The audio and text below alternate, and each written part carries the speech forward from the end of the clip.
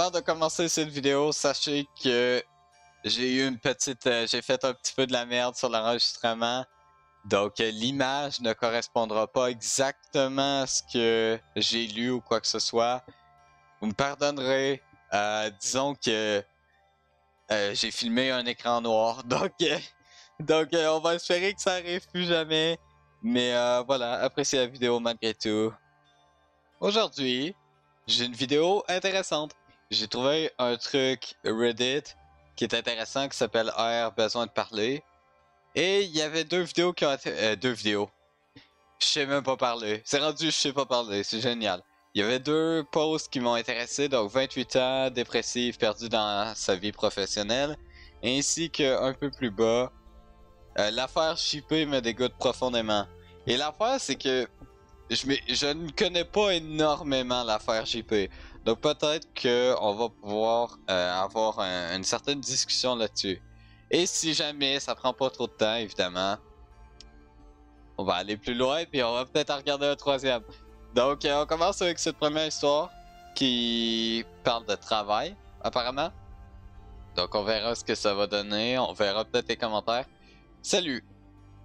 Tout d'abord, pardon pour ce post qui va s'avérer tout sauf positif, mais j'ai besoin de me lâcher et d'écrire à des personnes en dehors de mon intimité pour extériorer mes pensées.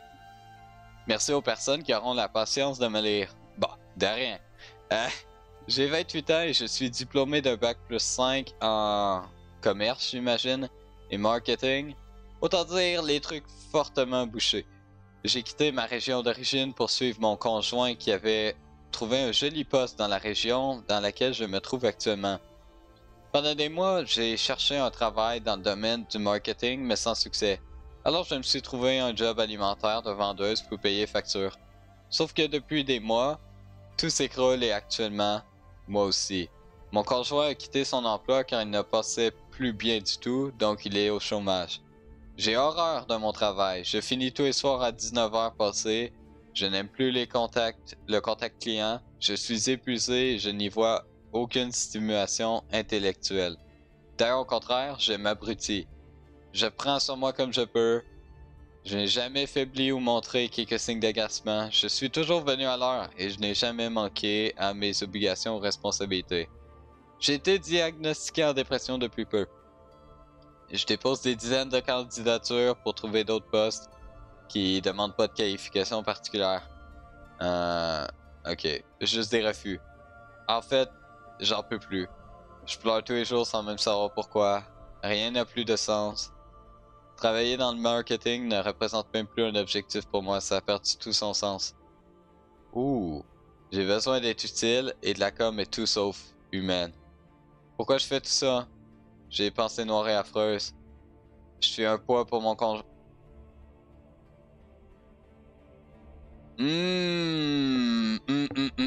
Ok. Déjà, quand j'ai entendu et quand j'ai lu rien n'a plus de sens, je me suis dit, ok, ça avait vraiment rapport avec la dépression. Donc effectivement, c'est assez lourd, c'est très triste et rien n'a plus de sens. Ça m'a apparu, ça me fait penser à un genre de phrase que j'aurais pu écrire dans mes livres. J'espère qu'on va pas prendre ça comme une espèce de mauvaise blague de ma part. C'est pas une blague, mais c'est juste... Je sais pas pourquoi cette phrase-là m'a interpellé simplement parce que ça sonne comme un truc en rapport avec la dépression, vous voyez. Genre, travailler dans... ça a perdu tout son sens. J'ai besoin d'être utile, tout sauf humaine. Ça, c'est vraiment comme un langage qui m'interpelle de quoi qui... Ben évidemment c'est logique là, mais je veux dire, ça m'interpelle beaucoup dépression. Et c'est... Et ne serait-ce que dans le message. Et ça c'est le truc qui m'a fait le plus tiquer, je crois. Je suis un poids pour mon conjoint et je culpabilise beaucoup. Ça là, c'est vraiment très important. Il y a tellement de personnes qui tiennent à vous. C'est sûr. Il y a toujours quelqu'un qui tient à vous. Et vous êtes pas un poids, ok? Ça, c'est vraiment le truc le plus important à comprendre. T'es pas un problème. Et c'est une rhétorique qui m'est familière quand même. Je suis un poids pour mon conjoint, c'est vraiment comme l'idée.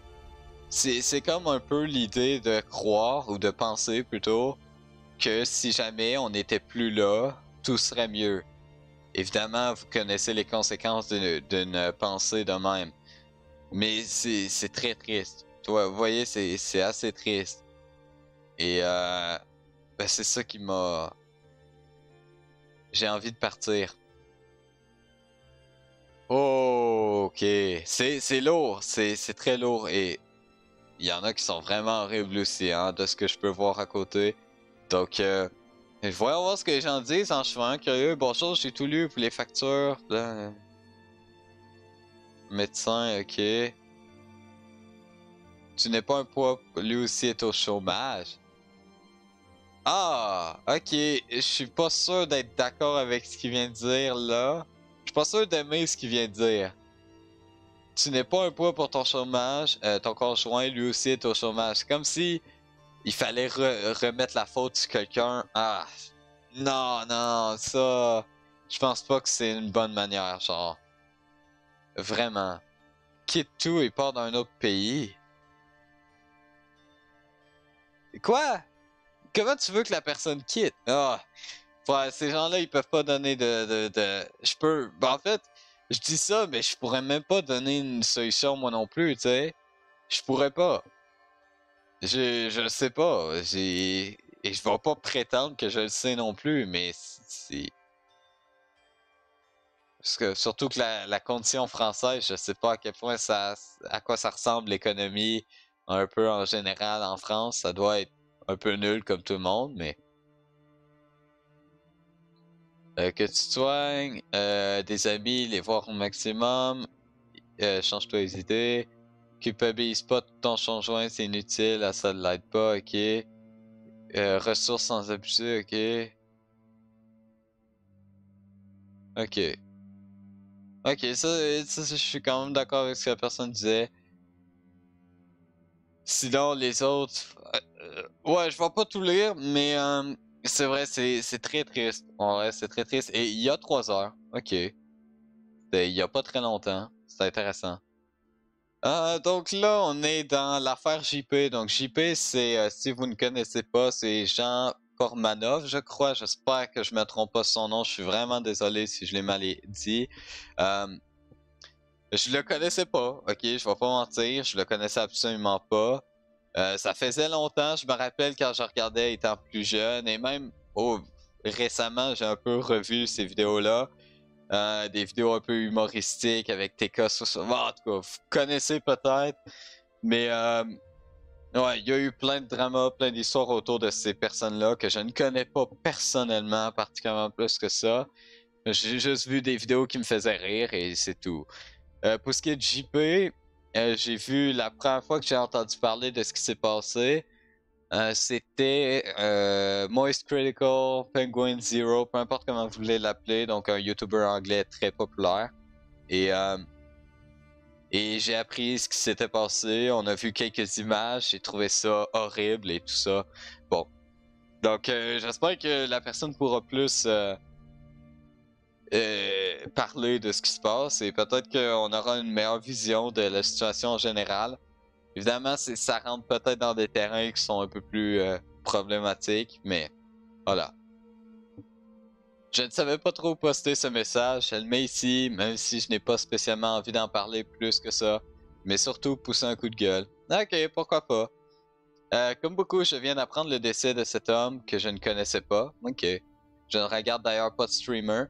J'ai voulu comprendre ce qui s'était passé et je suis tombé à plusieurs threads Twitter reprenant des extraits de ses lives. Depuis ce matin, ça tourne en boucle dans ma tête. J'ai l'impression d'avoir vécu mon premier vrai traumatisme lié à l'Internet. Pourtant, à 40 ans, j'en ai vu des horreurs en ligne. Mais là, on atteint un niveau d'inhumanité sidérant. Et c'est vrai. C'est vrai, c'était vraiment... ouais, en tout cas. Du peu que j'ai vu, j'ai pas vu des choses horribles. J'ai juste vu des choses un peu plus tranquilles, entre guillemets. Et j'étais un peu choqué déjà. Donc, c'est vraiment... c'est quelque chose. Voir ce que cet homme a enduré en direct devant des centaines ou des milliers de spectateurs me laissent sans voix. Et ce Naruto Kyo se justifie en disant quand je l'ai récupéré, il était encore plus bas que ça. Mais qui peut croire que c'est une excuse? En quoi étrangler quelqu'un, lui cracher dessus, lui jeter des objets et l'humilier constamment serait une façon de l'aider? Quelle folie. Ouais. Ben, c'est sûr que. C'est sûr que du peu que j'ai vu, c'était. Ouais. Tu vas transformer un homme en bête de foire juste pour générer du spectacle et de l'argent. Et l'affaire, c'est que ça a à peu près toujours été le cas avec JP, du peu que j'ai vu. C'est que l'idée que les gens se moquaient un peu de lui pour diverses raisons, c'est pas nouveau quand même. Là, ça a eu plus d'attention, mais j'ai l'impression, d'après ce que j'ai cru voir ici et là, hein, que c'est pas une histoire d'hier, disons. Oui, peut-être que JP touchait sa part, mais à quel prix? Sa dignité, je n'oublie pas les viewers. Ceux qui regardent riaient, cautionnaient, encourageaient. Part de responsabilité, ouais. Kick, ouais. J'espère sincèrement que la justice fera son travail. On n'essaiera pas d'étouffer l'affaire en disant qu'il était déjà malade ou ça devait arriver. Ok. Donc, Raphaël n'était pas un jouet, Raphaël n'était pas un contenu, c'est un homme. Et je n'avais pas beaucoup foi en l'humanité, bon. Ça, par contre, je peux pas être d'accord avec ça. Et toutes mes condoléances à sa vraie famille, ouais, exactement. Donc, c'est vraiment. L'affaire, c'est que ça m'amène un peu sur un autre point que je viens de penser. C'est le fait que parfois, le contenu, ça t'amène vraiment à faire des choses, mais horribles.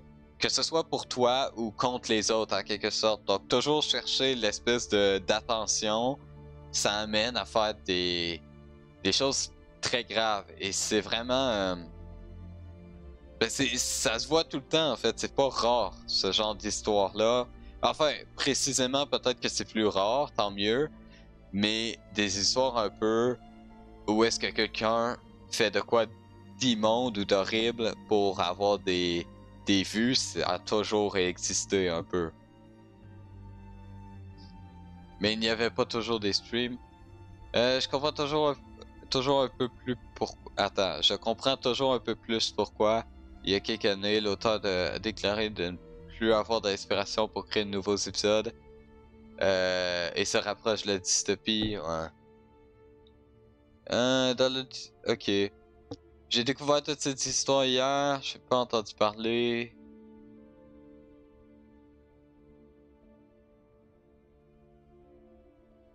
Ok, bon.